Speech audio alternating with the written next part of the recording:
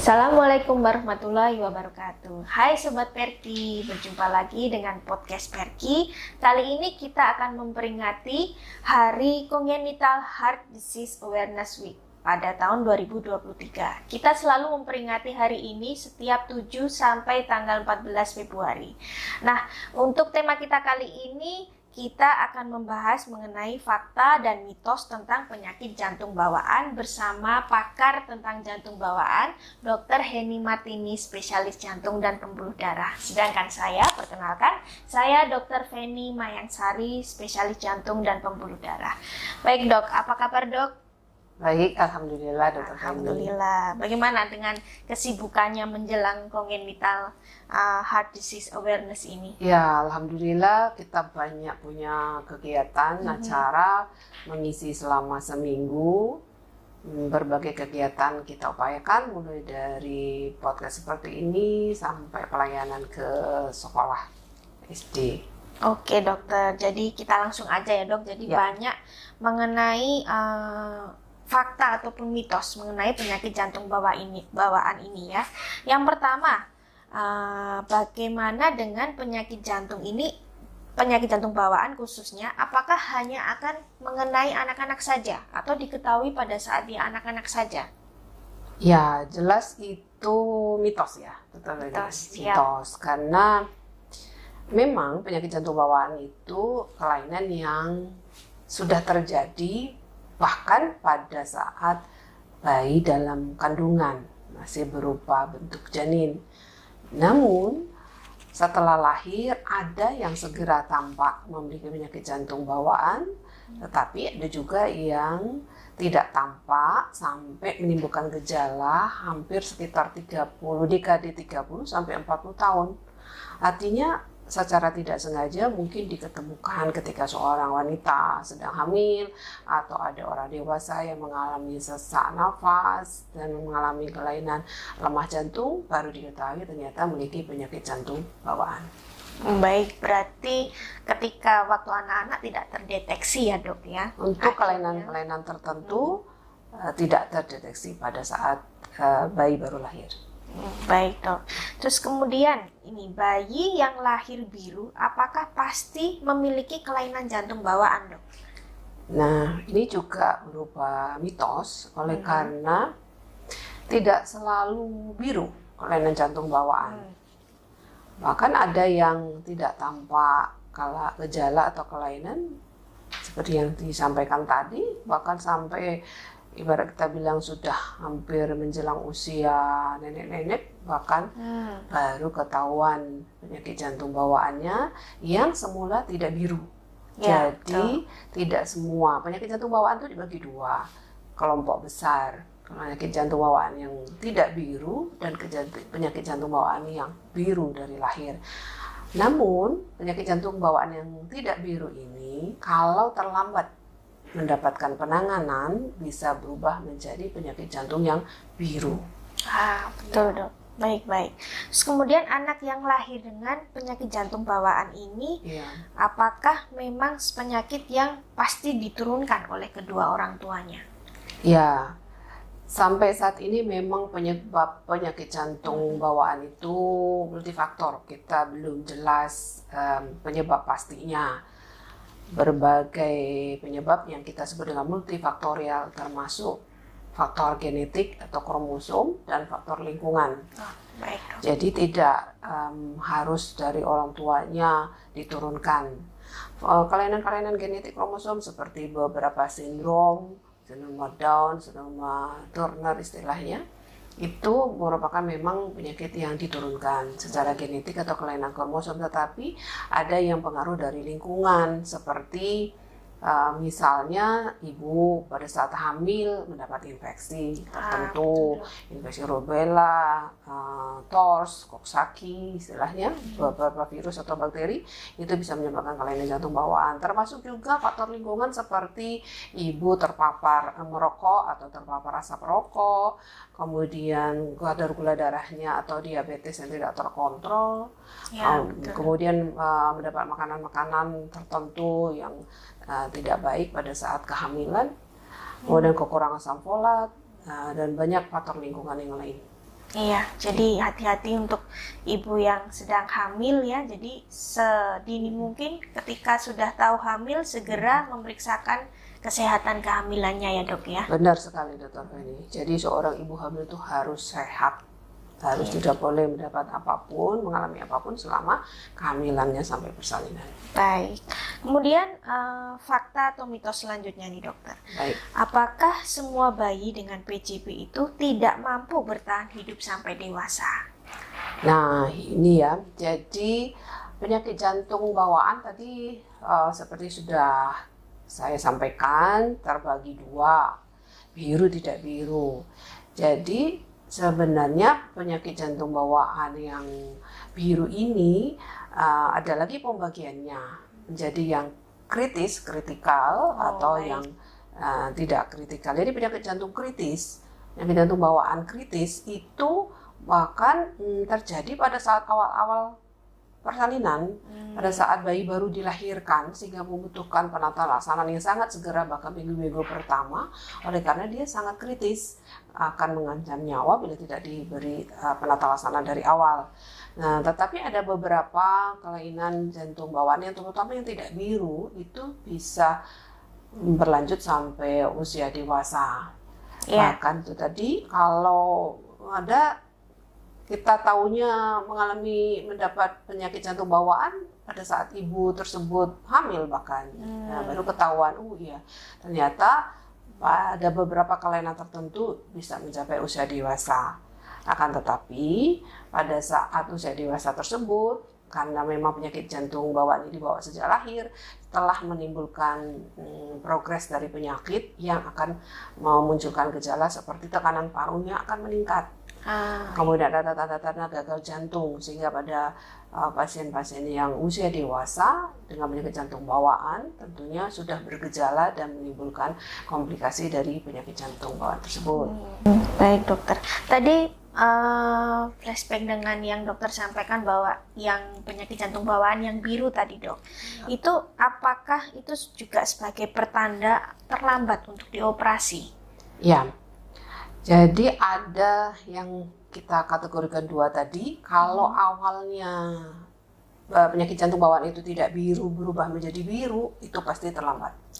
Ya, yang kita sebut dengan tekanan parunya meningkat atau Eisenmenger istilahnya kedokterannya. Tetapi kalau penyakit jantung bawaan itu sudah biru dari bayi baru lahir, itu kalau cepat penanganannya akan membawa hasil yang baik dan bisa membuat bayi tersebut akan dapat melangsungkan hidupnya lebih panjang karena sudah ditangani sejak awal dengan untuk penyakit jantung birunya. Tapi kalau awalnya tidak biru kemudian jadi biru, itu biasanya kita sudah tidak memberi penanganan lagi, baik itu secara operatif ataupun non operatif. Nah, menarik ini dok. Jadi bagaimana caranya seorang ibu yang memang ternyata anaknya ini mengalami jantung bawaan yang tidak biru. Terus bagaimana caranya dia bisa, oh anak saya ini ada jantung bawaan nggak ya, supaya screening awalnya itu dokter? Ya, ini memang pertanyaan yang paling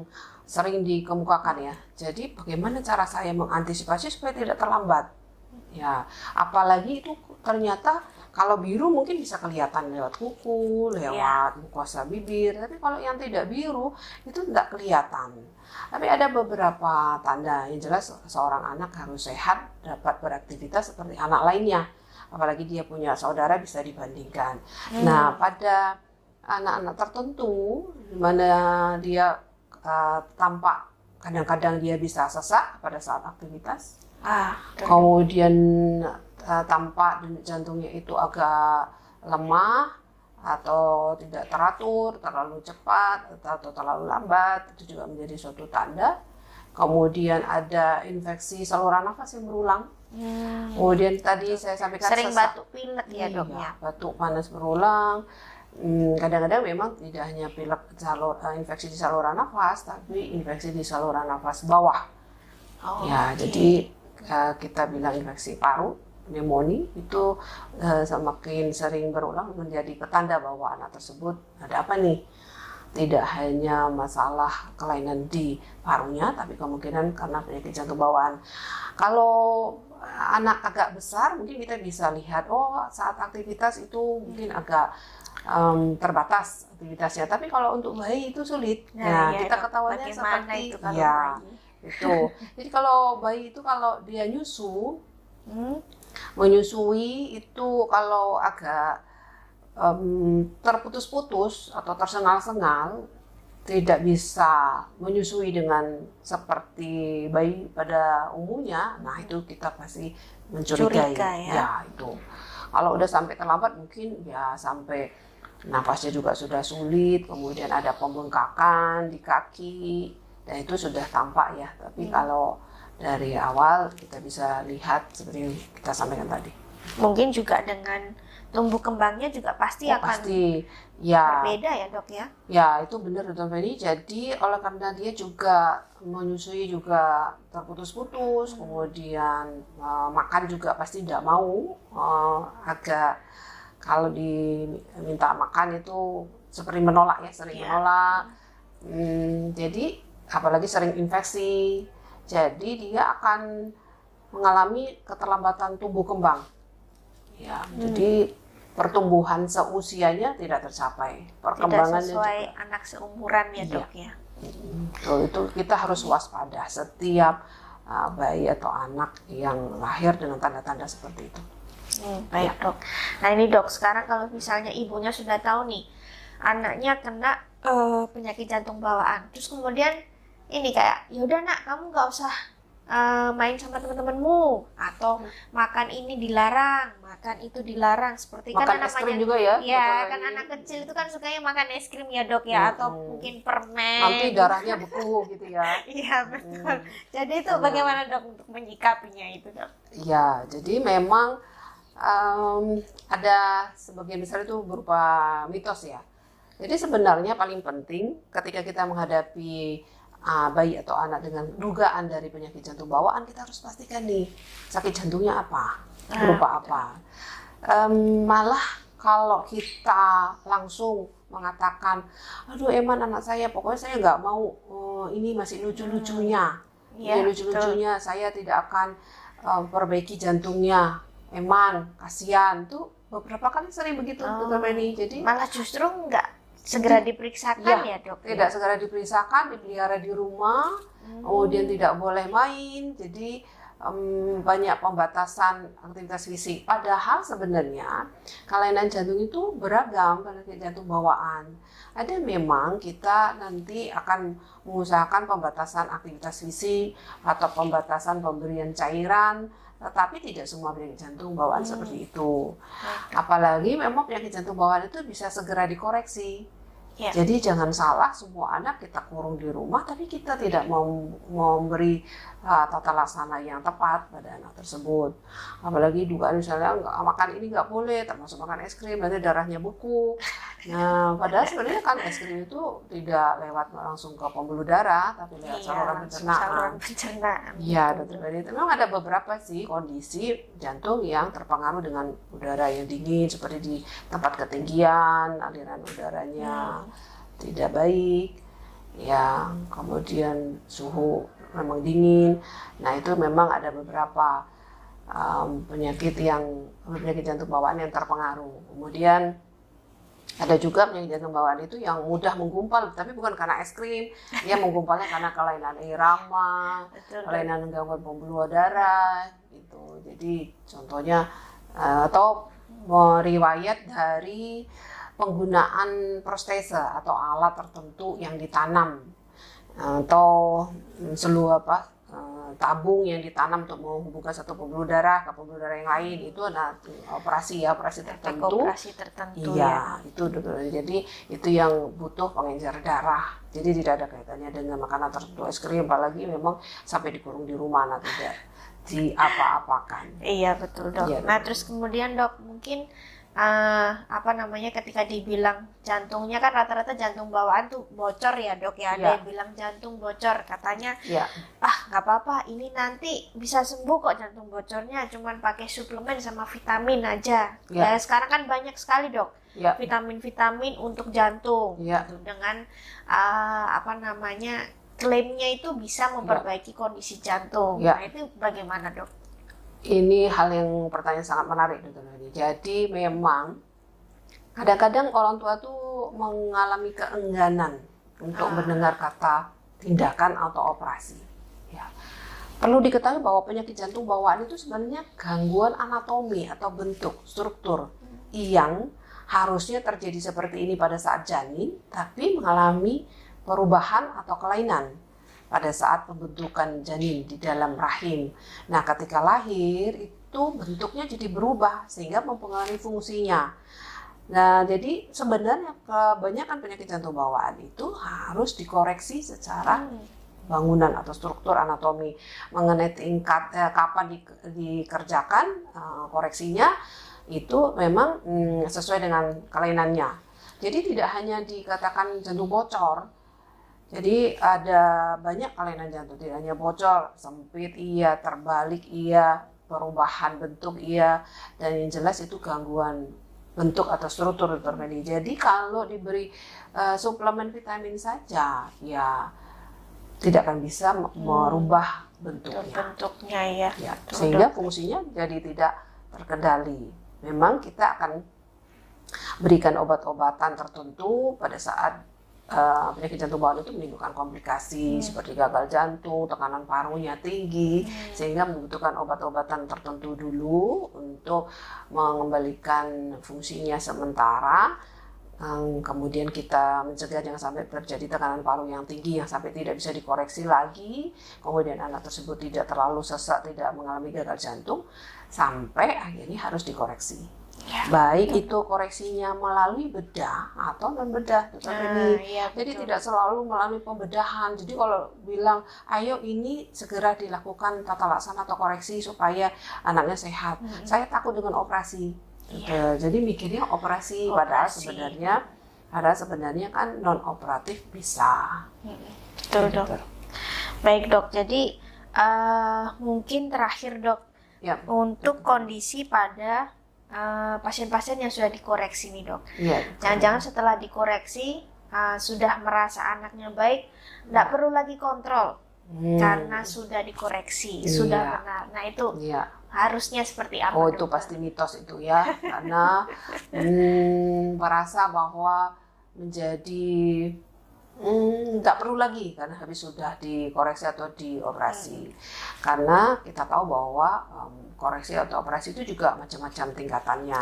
Ada yang betul jadi itu justru bertahap.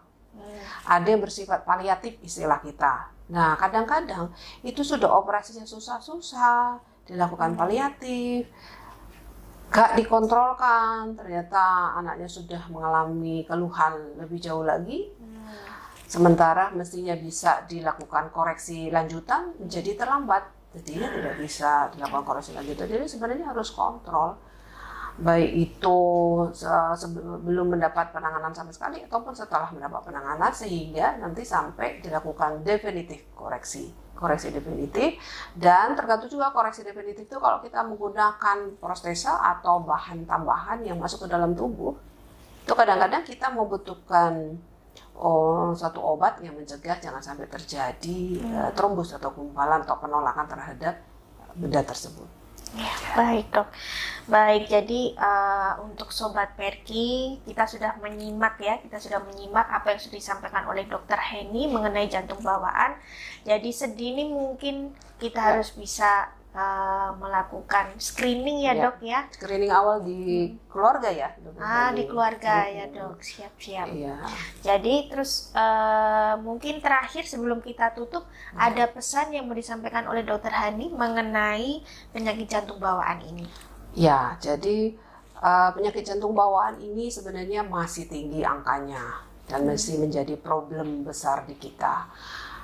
Dan penanganan terhadap penyakit jantung bawaan ini dengan bertambahnya teknologi dan ilmu pengetahuan berkembang, itu sebenarnya tata laksana penyakit jantung bawaan ini akan semakin baik. Semakin baik. Jadi jangan merasakan bahwa penyakit jantung bawaan itu tidak bisa tertangani dan hanya menerima begitu saja. Itu yang penting, dan kita harus memang tahu mulai dari deteksi secara dini, mengenali anak yang sehat dari mulai ibu hamil ya tentunya, dari ibu hamil yang sehat, kemudian kita melahirkan seorang anak yang sehat. Jangan lupa membawa ke tenaga medis ya, dokter ini ya, untuk kan semua bayi lahir sebenarnya harus diperiksakan ya pada saat dia mengamati tumbuh kembangnya juga.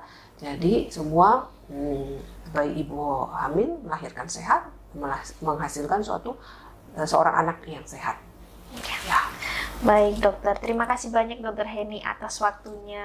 Oke, jadi untuk sobat Perki yang ada di rumah, sampai kita berjumpa lagi dengan podcast Perki. Tetap setia ya, follow dengan IG kita Perki Malang, supaya bisa mendapatkan informasi mengenai penyakit jantung pada umumnya, karena di sini sudah banyak ahli-ahlinya ya, baik dari jantung bawaan seperti dokter Heni, kemudian ada dokter Novi seperti untuk yang bagian vaskuler, dan masih banyak lagi. Saya akhiri, assalamualaikum warahmatullahi wabarakatuh.